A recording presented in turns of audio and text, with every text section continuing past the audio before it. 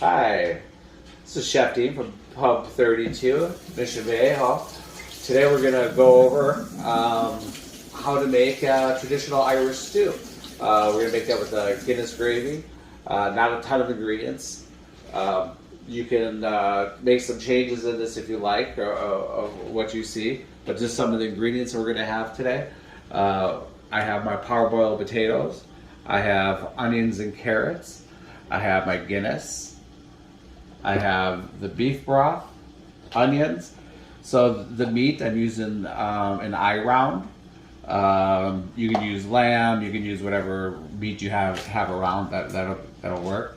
And then we have the flour and a few other things. I have behind me. I have the oil starting to heat up.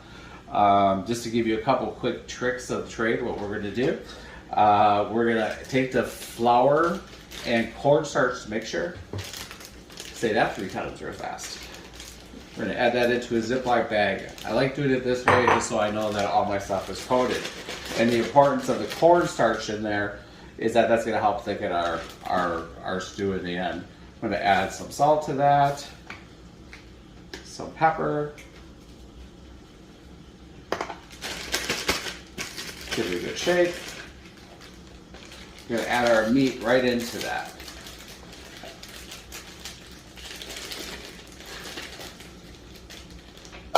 As you can see, I call it a thumb size.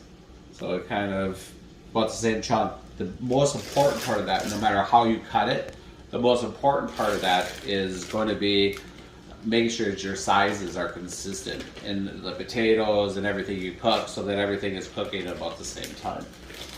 We're going to put that in the bag. We're going to shake that up.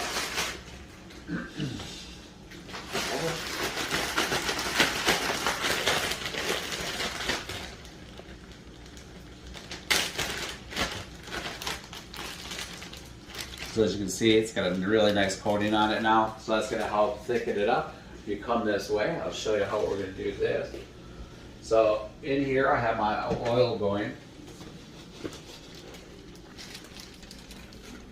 I'm going to add that in. Don't burn yourself. You want this to be about medium heat. Get a little bit of a sizzle on there. I'm going to trash my wife's kitchen, so she'll be really happy with me. So this meat here, what we want to do is we just want to start to get it a little on its, color in it, get it a nice golden brown to that.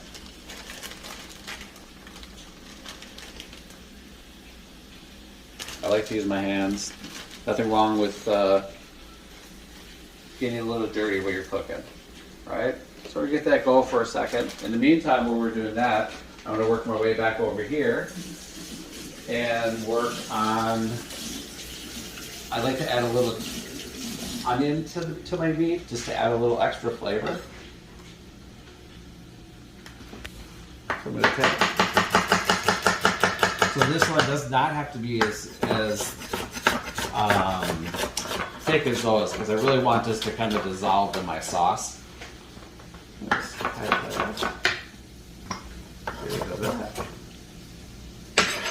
And I want to set aside my bay leaf. I'm going to set that right with the veggies. I'll take the garlic, about 3 cloves, 2 or 3 cloves. If you like more garlic, add more garlic. If you like more onions, add more onions. There's no right or wrong to this. We're going to slide this into our meat, start letting it season our beef here. I'm going to take some more salt, some more pepper.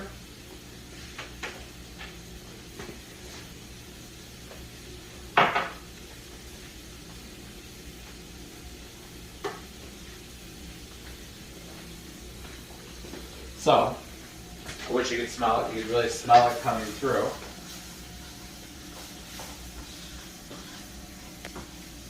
So I started off with probably 2.5 tablespoons of oil inside of this.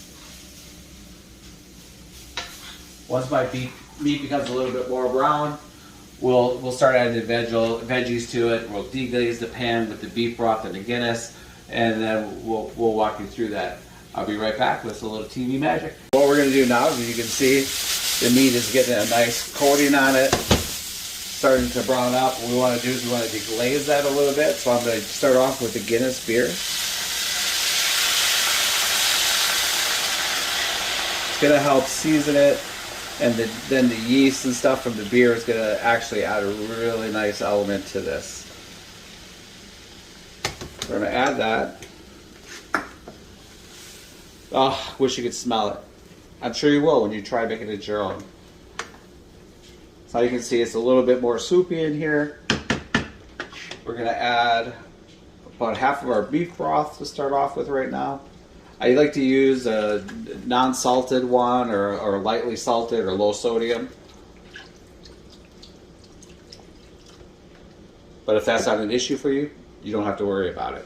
Alright, so my next thing I'm going to do is I'm going to add my bay leaves. We're going to add the uncooked vegetables to this.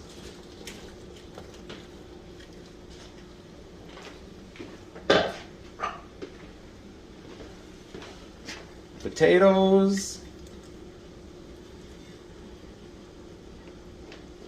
Now that was about 3 potatoes, probably a little more than what I needed.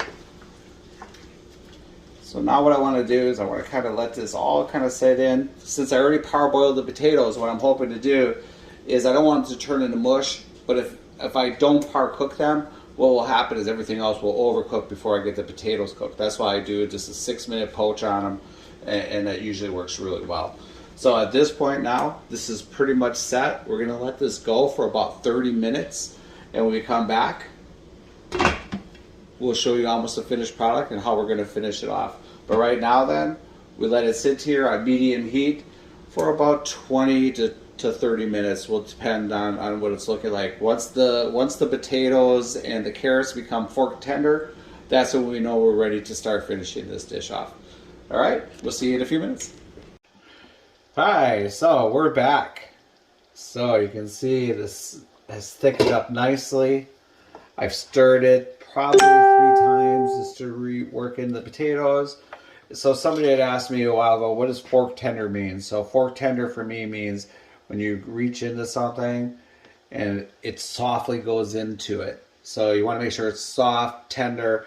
You don't want it mushy. To me, that's old style of cooking where you cook everything and it's mush, no good. I don't like that.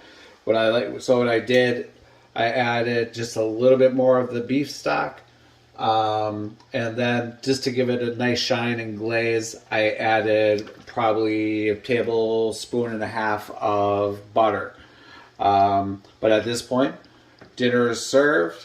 We'll be right back.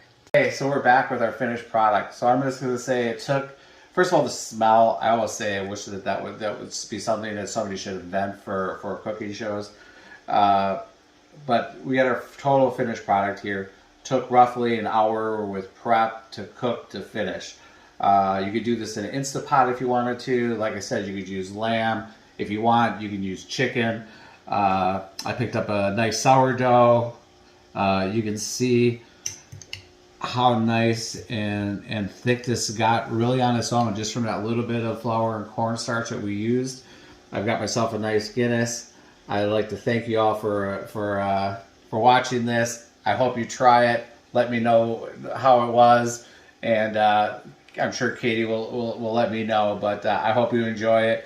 And remember, cooking, that's just fun. Don't make it more than what it is. It's just having fun. Do and mix around whatever you want. If you want turnips in here, whatever you want to do. This is a really basic recipe that you could really use not only for the Irish stew, but really just to make a nice stew for yourself.